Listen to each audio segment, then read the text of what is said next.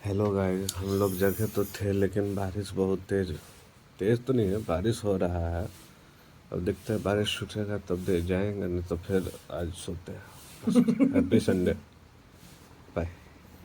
Happy Sunday. Hello, good morning guys. आज है fitness challenge का डे 16 और सुबह सुबह बारिश हो रहा था। मन तो किया कि सो जाए, लेकिन फिर देख रहे 6 बजे बारिश छूट गया यार। और आज संडे है, हैप्पी संडे आप लोगों को।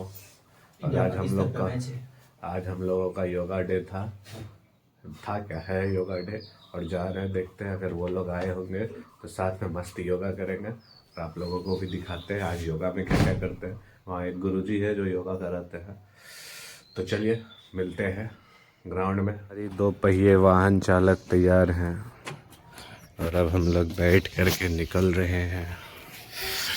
आज हम लोगों ने अपने स्टैंड भी लिए हैं।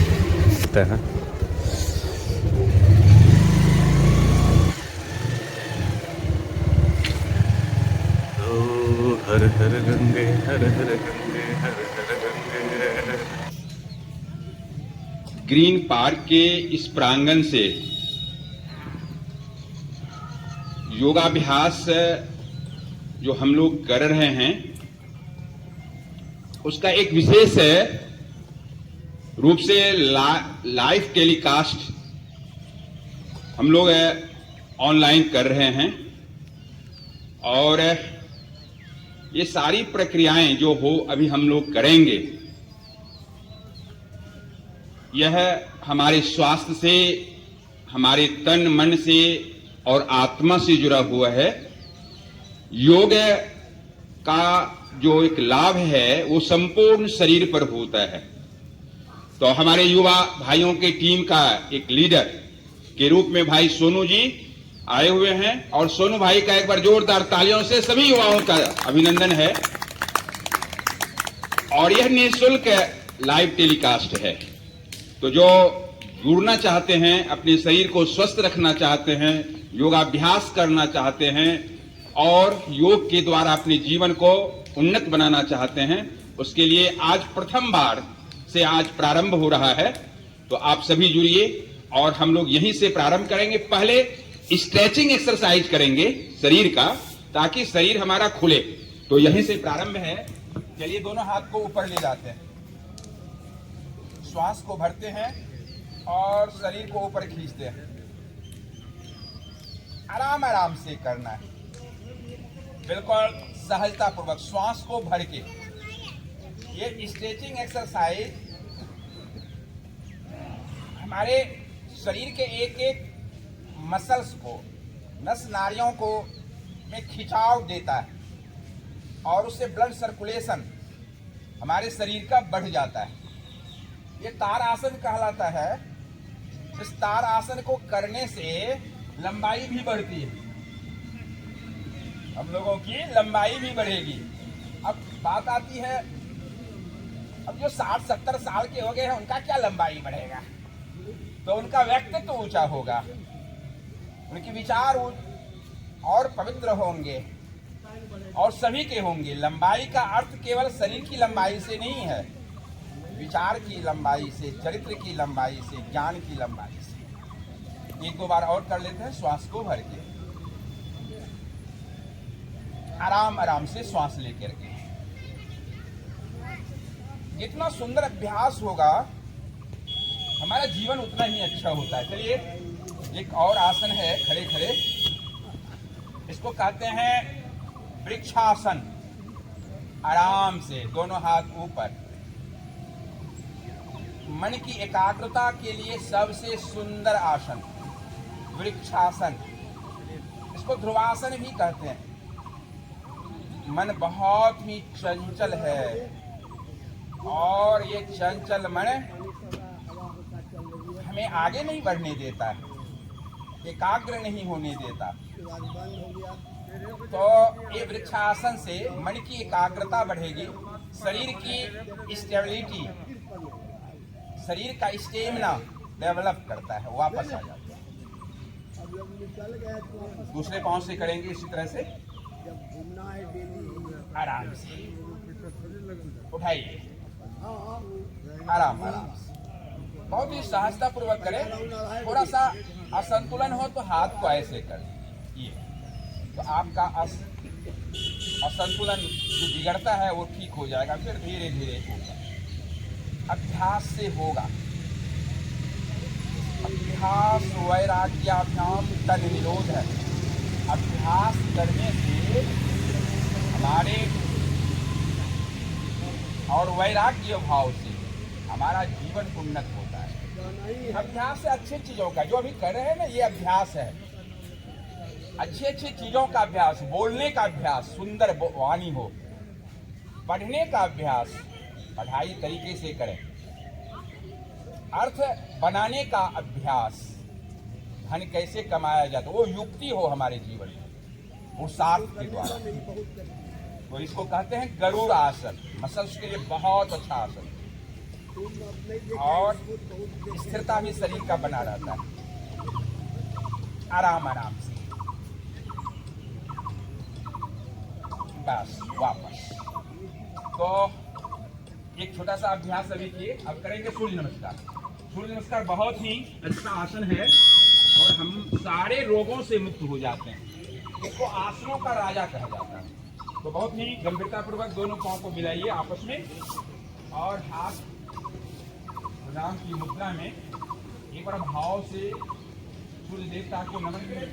भगवान चारों तरफ से, देवता का जो प्रकाश है ना वो सूर्य का हर जगह रहता है, इसलिए आप पूरब हो या पश्चिम हो या उत्तर हो या दक्षिण हो, मतलब नहीं रखता है, मतलब रखता है भाव से। तो भाव के साथ ओम सूर्याय नमः बोले, ओम सूर्याय नमः। ये प्रथम पोज है। दूसरा, दोनों हाथ ऊपर, शरीर को खींच ले, जितना आप स्ट्रेचिंग दे सकते हैं। कमर को ऊपर वाले भाग को नीचे ले जाए, बेंड करें और रुक जाए। श्वास को छोड़ें, कमर को आगे झुकने दें। जितना आप झुक सकते हैं यथासंभव उतना ही झुकें, लेकिन जिनको कमर में दर्द हो वो ज्यादा ना झुकें। और स्थिति बनाइए, श्वास को बाहर करके रखें, माथा को घुटनों से सताने का प्रयास करें, कुछ क्षण रुकें। अब दोनों हाथ की हथेली पर बल देते हुए दाहिना पांव पीछे, जितना ले जा सकते हैं ले जाए, दाहिना पांव पीछे और बाएं घुटना को आगे मोड़ते हुए ऊपर देखें। ये दोनों हाथ से शरीर को बैलेंस रखें।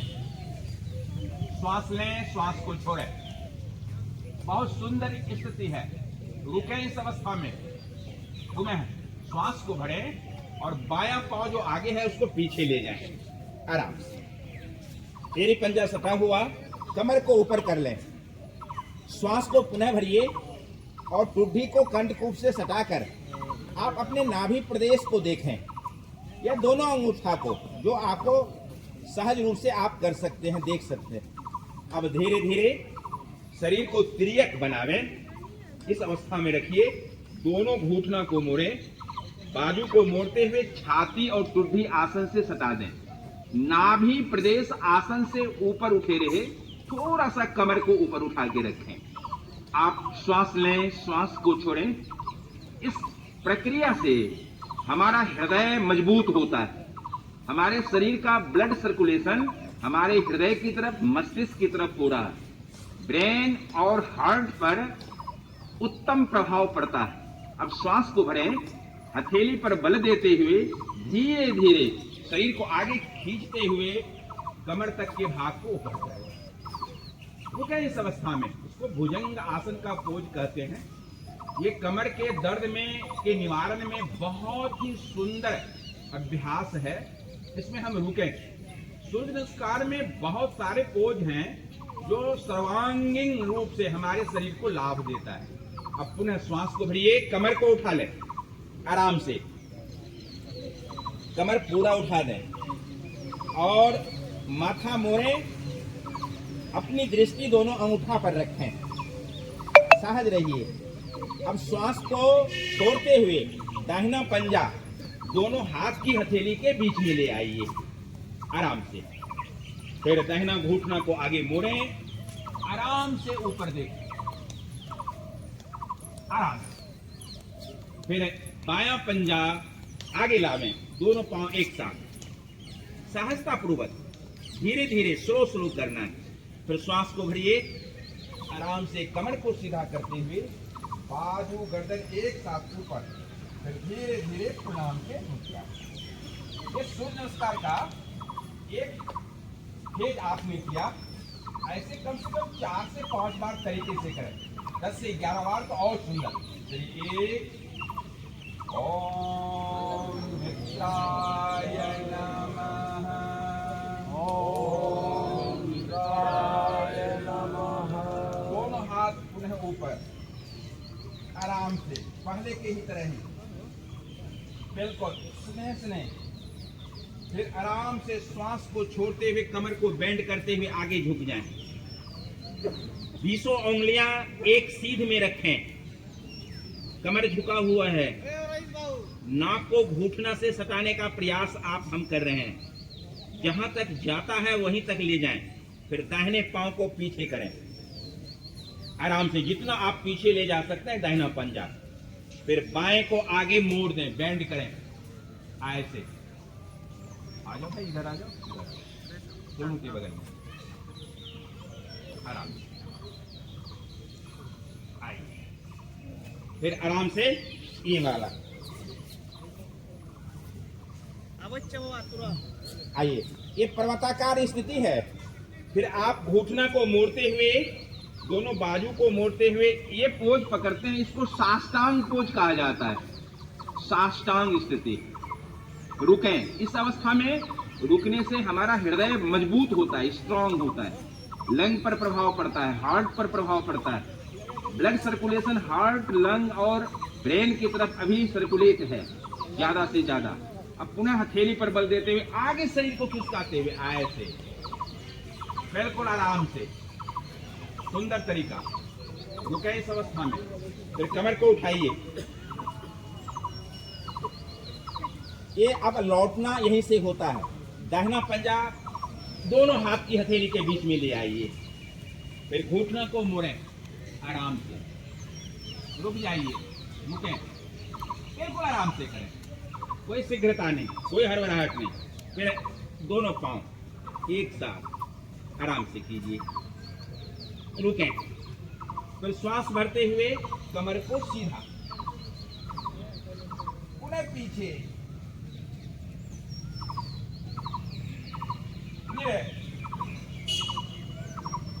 आगे। एक बार और दाहिना पांव पीछे, आओ, आराम आराम से करें, बिल्कुल आराम से कीजिए। कमर पर बल देंगे तो कमर ये फ्लेक्सिबल होगा, ऊपर देखें आकाश की तरफ। जितना ये कमर बेंड करेंगे, शरीर की जो स्टेबिलिटी है, प्लास्टिसिटी है, हमारे शरीर के अंदर जो फ्लेक्सिबिलिटी है वो उतना ही बढ़ता है। आराम से, फिर बायां पांव पीछे, पर्वताकार स्थिति, फिर दोनों घुटना को मोड़कर साष्टांग पोज, ये वाला। कमर आपका उठा हुआ रहे, नाभि प्रदेश आसन से ऊपर हो, छाती पूर्णतः आसन से सटा हुआ हो, दोनों हाथ की हथेली छाती के बगल में। श्वास को भरें, हथेली पर बल दें, आगे से उठाइए, बिल्कुल स्लो स्लो करें। 2 4 पोज 5 पोज स्लो स्लो करना, कुछ दिनों तक धीरे धीरे ही करना, सीखना है। और जीवन सीखने के लिए ही बना है। हम जितना सीखते हैं अच्छी चीजों को, हमारा जीवन उतना ही उन्नत होता है। हमारे दुख का कारण है अज्ञानता और सुख का कारण है, दाहिना पांव आगे, हमारी ज्ञान। हम ज्ञान जितना पाते हैं जीवन का, संसार का, आत्मा का, हमारा जीवन उतना ही सुखी होता है। आराम आराम से पुनः दोनों हाथ को ऊपर करते हुए फिर वापस आ जाते हैं। सूर्य नमस्कार के 12 पोज हैं। अब गिनती फिर 1 2, अब दाहिने पांव को पीछे ले जाएंगे, 3, दाहिना पांव पीछे, ये 4, ये 5, ये 6, ये 7, 8, दाहिने को आगे कीजिए, 9, 10, 11 और 12। अंतिम बात, एक तरीके है, एक होता है ऐसे बैठिए, इसको कहते हैं सुखासन। सुखासन आराम।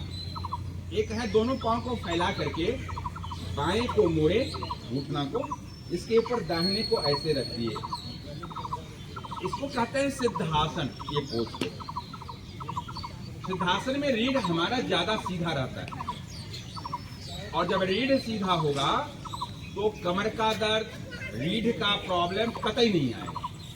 हम जो बैठते हैं, बैठने का पोज सही नहीं रहने के कारण कमर में दर्द होता है, स्लिप डिस्क होता है, सर्वाइकल होता है, कमर प्रॉब्लम आ जाता है, कई तरह की परेशानी कमर, और हमारा स्पाइनल कोड वीक हो जाता है, कमजोर हो जाता है। तो मजबूत कैसे हो? तो पहला बैठने के लिए हम सीखें रीढ़ को सीधा करके। अब यहीं से अभी तक हम लोगों ने शरीर को हॉट किया है, गर्म किया है। अब परमात्मा को, उस परमपिता को जिसने इस जीवन जगत को बनाया है, जो इस संसार का सृष्टा पुरुष है, जिनको हम परमात्मा ईश्वर कहते हैं, और उन्हीं का सुंदर और पवित्र नाम ओम है, जो सबों ऋषि मुनियों ने वेद शास्त्र में उस ओम की महिमा का गुणगान किया है। तो उस ओम को बहुत ही श्रद्धा विश्वास के साथ ध्यान की मुद्रा बनाते हुए, ये है ध्यान की मुद्रा। अंगूठा और तर्जनी को आपस में ऐसे मिलाते हैं तो ये कहलाता है ध्यान की मुद्रा, और इसी को ज्ञान की मुद्रा भी कहते हैं। इससे हमारे ज्ञान का वर्धन होता है, हमारा जो आज्ञा चक्र है वो खुलता है इस अवस्था में, और रीढ़ गर्दन को सीधा करने। बहुत ही सहज तरीके से श्वास को सामान्य रखते हुए उस परमपिता का अतिशय सुंदर नाम ओम का 3 बार श्वास भरते हुए संप्रेषण करेंगे, उच्चारण करेंगे श्वास भर के।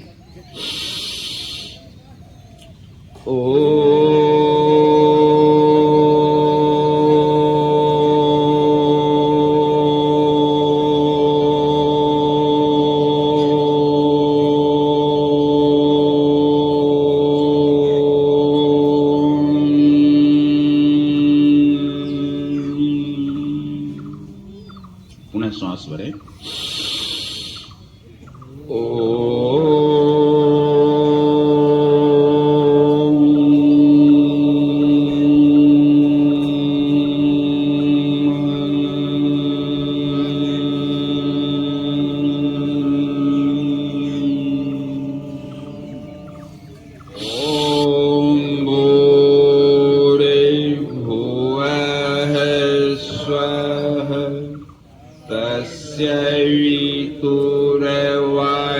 तस्यवितुर्वरेण्यं भर्गो देवस्य धीमहि धियो यो नः प्रचोदयात्।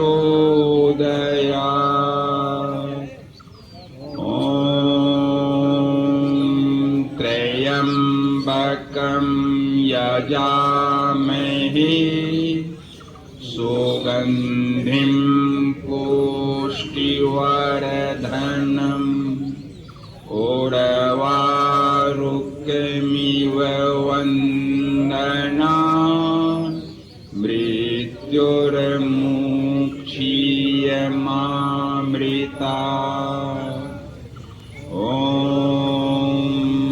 अस्तु मा सद्गमय तमसो मा ज्योतिर्गमय मृत्युर्मा अमृतम गमय। हाथ को जोड़ते हैं, ऐसा भाव करें कि स्वयं परमात्मा हमारे सामने खड़े होकर हमें आशीष प्रदान कर रहे हैं, और उन्हीं से कहते हैं तुमेव माता च पिता तुमेव तुमेव बन्धु च सखा तुमेव तुमेव विद्या द्रविणं त्वमेव त्वमेव सर्वं मम देव देव। ओम शांति शांति शांति। दोनों हाथ को ध्यान की मुद्रा में पुनः बना लें और फिर धीरे धीरे दोनों हाथ में घर्षण करें। घर्षण से उत्पन्न ऊर्जा को अपने मुखमंडल करें और धीरे धीरे सहज हो जाते हैं। करेंगे प्राणायाम करेंगे। प्राणायाम से हमारे प्राण का आयाम होगा, प्राण का वर्धन होगा। और जीवन में प्राण है तभी ये जीवन है, प्राण नहीं तो जीवन कहाँ। तो प्राण हमारा कैसे बढ़े उसकी एक बहुत ही वैज्ञानिक तरीका है हमारे वेद शास्त्र में, हमारे सनातन धर्म में, और ऋषि मुनियों की दी हुई वो परंपरा है। तो उस को बहुत ही सहजता पूर्वक करेंगे। पहला प्राणायाम है भस्त्रिका प्राणायाम, अर्थात हम लंग को मजबूत करें। हमारा फेफड़ा जो है वो स्ट्रांग होना चाहिए, तभी हम दौड़ सकते हैं, तभी हम श्वास मेरा नहीं फूलेगा, कोलेस्ट्रॉल नहीं बढ़ेगा, हार्ट मजबूत होगा, किडनी बैलेंस रहेगा। कई एक तरह का लाभ लंग के मजबूत होने से होता है। सामान्य श्वास जो लेते हैं उससे कई 100 गुना ज्यादा, कहता है 500 गुना ज्यादा हम श्वास भस्त्रिका प्राणायाम के माध्यम से लेते हैं। कैसे? तो वह अभी बताया जाएगा। ये जो लंग है इसमें 7 करोड़ से ज्यादा एयर चेंबर है, छोटा छोटा इसमें एलोही है, छोटा छोटा घर है, और 7 करोड़ एयर चेंबर मेरा खुल गया तो ये लंग कभी कमजोर नहीं होगा और शरीर बलवान होगा। तो लंग का बहुत ही महत्व है जीवन में, हमारे इस जीवन को सुंदर बनाने में। तो चलिए भस्त्रिका प्राणायाम प्रारंभ करेंगे। सर्दी खांसी जुकाम बलगम नहीं बनेगा, कफ पित्त वात संतुलित होगा। तो ऐसे करें, श्वास लीजिए,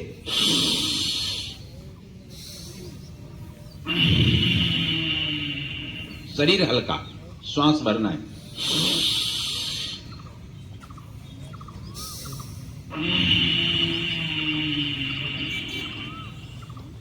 पूरा श्वास भरें।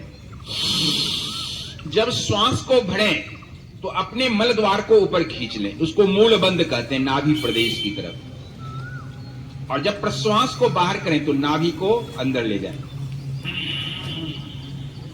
फिर से भरें।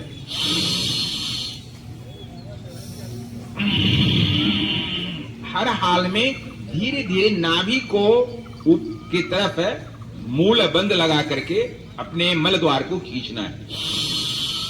मल द्वार जब ऊपर खींचते हैं उसी को मूल बंद कहते हैं। तो कब्ज नहीं होगा, गैस नहीं बनेगा, बवासीर नहीं होगा और पेस्टोला जैसे रोग नहीं होगा, केवल नाभि प्रदेश की तरफ मल द्वार को खींचने से।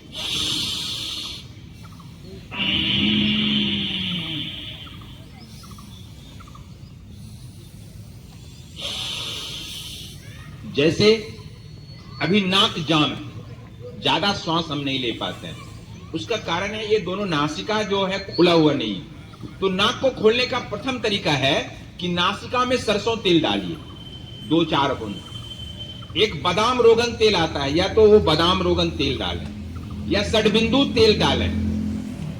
एक और आता है अणु तेल, हुआ जो आपको उपलब्ध हो वो डालें, नहीं तो घर में जो सरसों तेल है उसी को 2-3 बूंद डालें। तो नाक खुलता है, नाक खुलेगा तो माइग्रेन पेन नहीं होगा, आंख की रोशनी बढ़ेगी, कई एक तरह का लाभ मिलता है। नाक की हड्डी नहीं बढ़ेगी और जो एलर्जी है वो नहीं होगा। इसलिए इसको भस्त्रिका प्राणायाम की बड़ी इंपॉर्टेंस है। तो इसको करने का अभी तत्काल नाक खोलने का हम तरीका बता रहे हैं। तो दाहिना हाथ उठाइए, दाहिना अंगूठा दाहिने नासिका के पास ले जाएं, बायां नाक खुला हुआ है, बाईं नासिका से श्वास भरें ऐसे, पहले धीरे धीरे।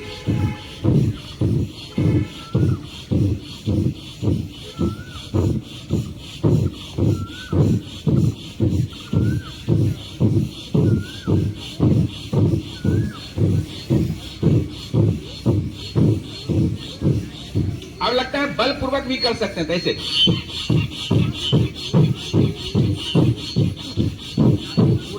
करके एक दूसरी प्रक्रिया बताते हैं। दोनों हाथ घुटने पर रखिए, श्वास को भर करके दोनों हाथ ऊपर, ऐसे पूरा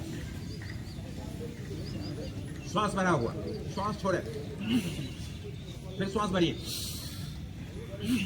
श्वास भर के ऊपर, श्वास छोड़ के हाथ नीचे, श्वास भर के ऊपर, श्वास भरे, ओ in out, in out, in out, भरे छोड़े, भरे छोड़े, भरे छोड़े, बल के साथ ऐसे। ये सारी प्रक्रियाएं भस्त्रिका प्राणायाम के साथ लंग को मजबूत होने का तरीका बताया जा रहा है।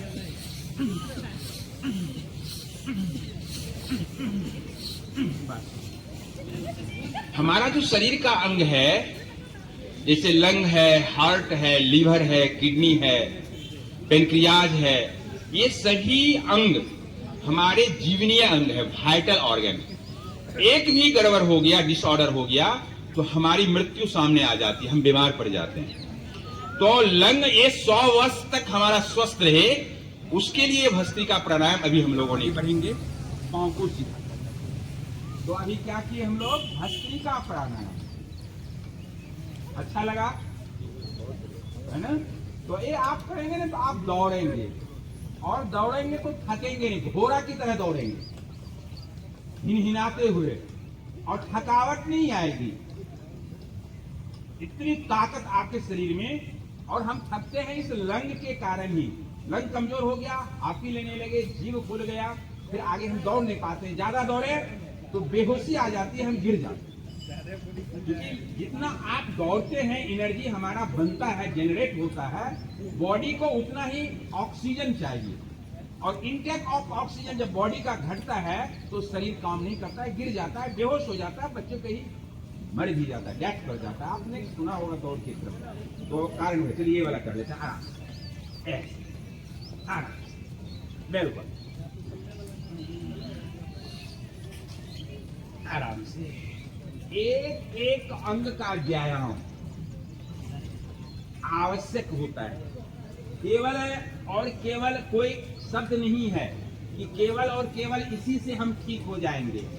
केवल शब्द से ठीक होने वाला, केवल हम एलोपैथ की दवाई खा लेंगे ठीक हो जाएंगे, ये गलत बात नहीं होगा, ये धारणा ही गलत है।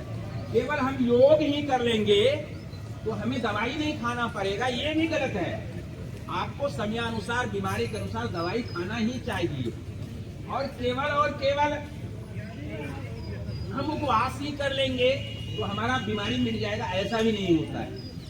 केवल आयुर्वेद ही ले लेंगे तो हम ठीक हो जाएंगे, ऐसी भी नहीं होती है। हर चीज चाहिए, उसी को कहते हैं इंटीग्रेटेड योगा प्रैक्टिस। हर चीज को जोड़ा जाता है। हम खान पान को भी ठीक करें, बॉडी विचार भी ठीक करें, समय पर हम जगें, योगाभ्यास करें, नेचुरोपैथी प्रकृति से जुड़े, समय पर पानी पिए, समय पर भोजन करें, अगर कोई दवाई है तो समय पर लें, एक्सरसाइज करें, हर चीज चाहिए इस शरीर को। और इंटीग्रेटेड योगा प्रैक्टिस से ही हमारा संपूर्ण शरीर स्वस्थ होगा। मेडिटेशन करें, ध्यान करें, सारा चीज। केवल हम दौड़ लिए नहीं होगा, केवल हम वॉकिंग कर लिए नहीं होगा, केवल आसन कर लिए नहीं होगा, सारा केवल प्राणायाम कर लिए नहीं होगा। कंप्लीट करने के लिए आपको इंटीग्रेटेड योगा प्रैक्टिस से जुड़ना। वाह, आइए